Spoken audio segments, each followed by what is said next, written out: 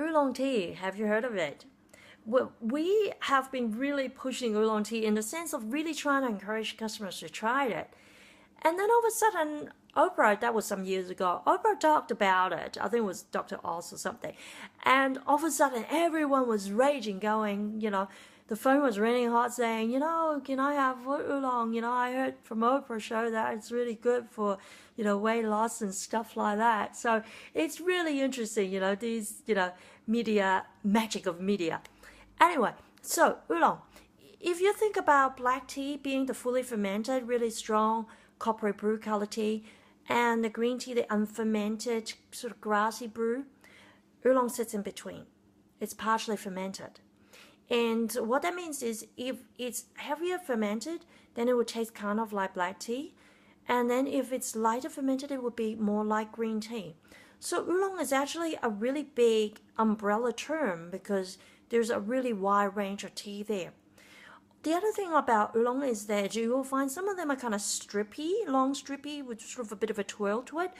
And the others are sort of more beady, like really tightly twirled beads. And they present different flavors. And also, in terms of brewing, they are also a bit different. Because if you think about the long strippy tea leaves, you put it into the teapot, hot water in, there is a large area that is going to be absorbing the water. So the flavor is releasing very quickly. Versus the beady ones, you just think about the water just, hit it and it's just going to grab the outside. So the first cup, the first infusion tend to be kind of light. As the leaves open up, there's more area that is touching water. So you get a more flavorful cup. So often we say to customers the second and the third infusions are actually the nicer ones to drink. However, the first cup is also really nice, but it gives you a different kind of experience. And that's why I personally really love oolong, because there's that layering effect. The first cup tend to be really fragrant, it really exhibits, the fragrance of oolong. Versus the second or third cup, it's more of the flavor. And there are a lot of people who also would suggest you to make oolong more than 3 infusions, because you can. Because it's still opening up. It really depends on how tightly twirled they are and how hot your water and of course your brewing time. So some people will say, oh yeah, you can make 10 brews out of it. Now, I need to tell you this. Yes, you can. But what they're really saying is they're using little cups and little teapots and making 10 cups. And they put a lot of tea leaves in it. Versus the Western way of making tea, it's typically not like that. You 1 teaspoonful of tea leaves in a relatively large teapot that can make 2-3 cups. So the proportion of water to tea leaves is really different. And if you tell me that you're going to try to use the same tea leaves 10 times for 10 brews, forget about it. It's just going to be bland like crazy.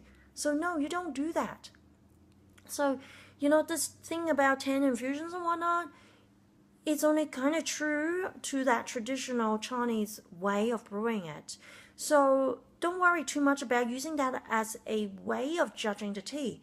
You also need to look at how much brewing you're going to get out of that. Because if you're having it in the morning before work, are you really going to make 3 brews, 10 brews? You might not have that time. So even if you buy some super duper good tea leaves and you're just going to brew it once, the tea leaves haven't even got a chance to totally open and you're already gone out of the door for work. So have a look at it from that perspective as well. And oolong, because they're large leaf, often they're not broken up. It's one of those tea that I must say, only good to drink loose leaf. Don't get tea bags. Tea bag has not got enough room for your tea leaves to expand and they need to be liberated. Totally bad idea. So oolong, perfect if you like green tea. It's a really nice way to get into a different kind of tea that is still kind of light. And if you are really, kind of a black tea drinker and you want to skip milk and, drink healthier and find something good for digestion, oolong is your tea.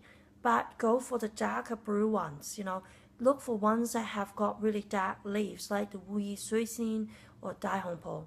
Versus if you're a green tea drinker, go for the Formosa Green Jai, the Tequinyan, the light version.